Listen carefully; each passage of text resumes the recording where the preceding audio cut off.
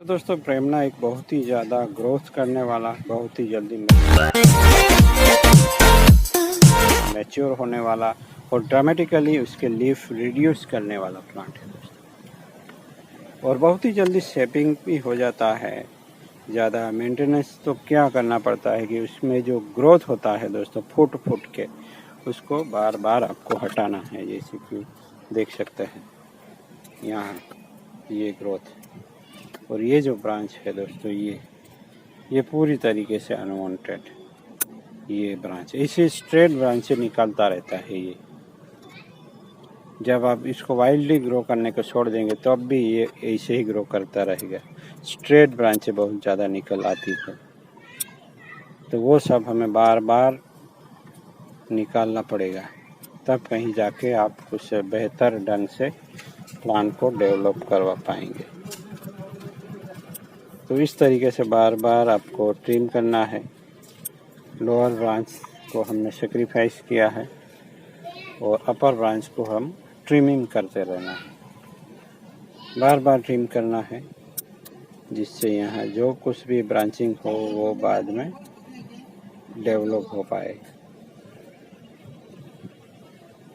तो ये बार बार आपको ट्रिम करना है। और अनवांटेड चीज़ें जैसे कि यहाँ मैं दिखाता हूँ, ये सब निकालना। अभी भी बहुत सारे लोग ऐसा पोस्ट शेयर कर रहे हैं जिसमें बहुत सारा गुच्छा लगा है, जो कि बोनसाई कैरेक्टर बिल्कुल भी नहीं है। तो इसको समझना होगा कि एक बोनसाई के जो ब्रांच स्ट्रक्चर है वो क्या होता है और उसके मायने क्या है, तब कहीं जाके वो लोग एक सही बोनसाई डिज़ाइन कर पाएंगे। हालांकि ये देख के कुछ लोग को ऐसा भी लगेगा ये क्या है आपके पास, वो भी तो सही नहीं है। तो यहाँ बिल्कुल भी ये अननेचुरल वाइंडिंग लिए है, पर जैसे जैसे ये प्लांट मैच्योर होगा दोस्तों, ये बहुत ही अलग दिखेगा और यहाँ फ्यूजन जैसा हो जाएगा। वो थोड़ी अलग और आगे की सोच है, शायद आपको अभी समझ में ना आए। तो इसलिए आप सबको बने रहना होगा हमारे इस चैनल के साथ। और आने वाले वक्त में हम इस प्लांट के साथ क्या क्या काम कर सकते हैं, उसके लिए थोड़ा सा डिहाइड्रेट है ये प्लांट, क्योंकि धूप में था, बट फिर भी उसका जो मॉइस्चर लेवल है सोइल का वो इतना कम नहीं है, क्योंकि इतना ही देखेंगे तो यहाँ मॉइस्चर वाली मिट्टी है। तो ये धूप में इस तरह डिहाइड्रेट लगेगा, फिर शाम होते होते फिर रिफ्रेश हो जाएगा। 3 दिन तक ये ऐसे ही इस सोइल में ऐसे स्ट्रगल करके रह सकता है अगर आप कहीं बाहर गए हो तो। और प्रेमना बहुत ही ज़्यादा डिहाइड्रेट हो जाए फिर भी ये रिकवर कर जाता है। दूसरा प्लांट भी देख लेते हैं। तो एक हमारा जो बड़ा सा प्लांट था, गाँव में ट्रेनिंग किया हुआ था, उसमें से ये कटिंग बचा है दोस्तों। कितना बड़ा प्लांट था, शायद किसी को याद हो। तो उसको अब इनिशियल स्टेज पे ही हमको स्टाइल या कुछ करना होता है, तब कहीं जाके हम बेहतर डिज़ाइन कर पाते। पहले भी हम कर चुके हैं इस पे वर्क। ये बहुत ही मोटा सा स्लॉट है, उसको हमें कुछ अलग लुक देना है। यहाँ मैं पहले ही वायरिंग कर चुका हूँ और ज़्यादा वायरिंग करके उसको मैं ट्विस्ट करना चाहता हूँ आज, इसलिए यहाँ कुछ डिफोलेशन कर लेते हैं, फिर वायरिंग कर लेता हूँ। तो देखिए दोस्तों, ये थोड़ा ब्रिटल है, तो पहले से इनिशियल स्टेज पे ही इस पर काम करना होता है। किसी किसी को वायरिंग अलग भी लगता है, पसंद भी नहीं आता, हम उसका कुछ नहीं कर सकते। बट हमें जो प्लांट चाहिए उसकी डिज़ाइन अगर हम बेहतर ढंग से करना चाहते हैं तो फिर वायरिंग करना मेरे ख्याल से ज़रूरी रह जाता है, जिसमें हम प्राइमरी मूवमेंट वगैरह के साथ एक अलग ही अंदाज वाला प्लांट बना सकते हैं। यहाँ मुझे केवल कुछ मूवमेंट चाहिए, वो भी क्रेजी वाली, और आप कुछ और नया देख सकते हैं, क्योंकि मैं यहाँ ट्रिमिंग नहीं करने वाला। उसको अगर ट्रिमिंग करते हैं तो उसका ग्रोथ रुक जाएगा और फिर नए सिरे से वो हीलिंग करके नए जो ब्रांच है उस पर वर्क करेगा। बट अगर हम कुछ नहीं करते तो ये जो ग्रोथ करना है वो चालू रखेगा और हमें जो मूवमेंट चाहिए वो मैच्योर मूवमेंट मिलेगी और प्लांट भी जल्दी मोटा हो जाएगा। यहाँ पहले मैं एक बार ट्रिम भी कर चुका हूँ, बट अब मैं नहीं ट्रिम करना चाहता। कुछ प्राइमरी मूवमेंट चाहिए मुझे स्टेम में, फिर उसको कट करके हम फिर कुछ नया डेवलप करवाएंगे, तब ये अच्छा दिखेगा।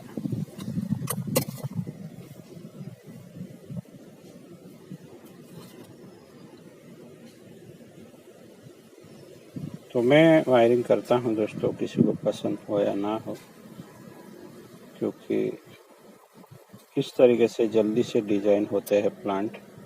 कुछ आवाज़ आई, टूट भी गया है शायद, फिर भी हम यहाँ अटक जाएंगे तो ये हीलिंग हो सकता है, क्योंकि आधा ही टूटा है।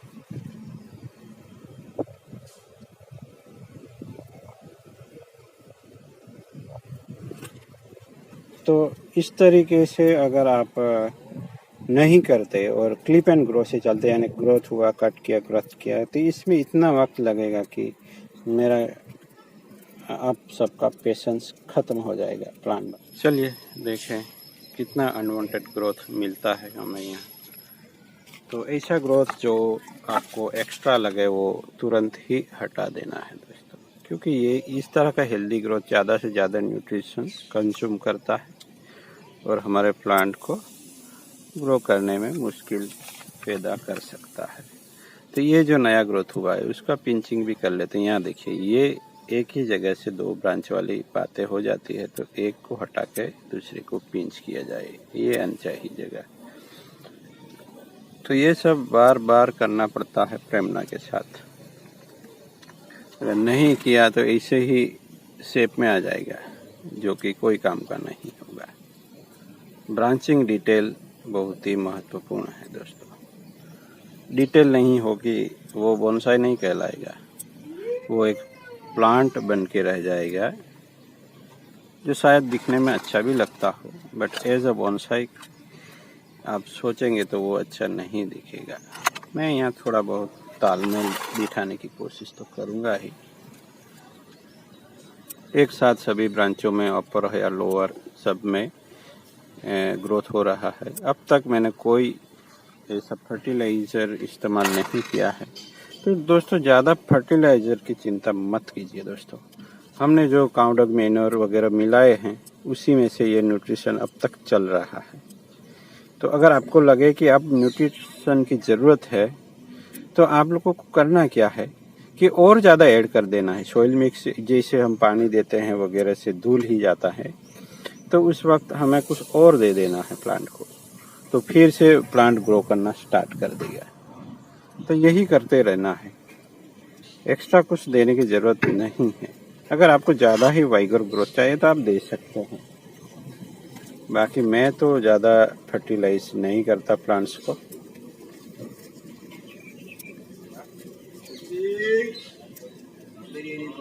बस मेंटेन करते रहना है प्लांट को, और प्रेमना को तो करना ही करना है मेंटेन। ये दोस्तों कुछ थोड़ी अलग वेराइटीज आती है प्रेमना में। देखिए यहाँ पत्तों में धारियाँ देखी जा सकती है, किसी प्लांट में धारियाँ नहीं आती है। उसमें बहुत ही राउंड राउंड लीफ हो जाते हैं छोटे, जबकि यहाँ थोड़े इस तरह से धारी वाले ही बनते हैं। हमारे पास दोनों वेराइटी है, और एक तीसरी भी है जिसमें राउंड लीफ होते हैं। अब इस प्लांट को तो हम अभी भी ग्रो करवाते हैं, जिससे क्या होगा, ये ब्रांच जल्दी मोटी होगी, ऐसा ग्रोथ हटाता है। इसको भी हमने मोटा रखा है, तो ये दोनों मोटी होनी चाहिए ऊपर के अनुपात में।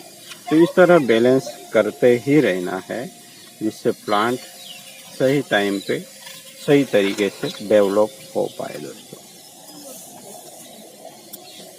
जो एक्स्ट्रा ग्रोथ हटाएंगे नहीं तो हमारा जो न्यूट्रिएंट होगा पोट के अंदर वो सब वेस्ट होता है, वो ज़रूरी है दोस्तों।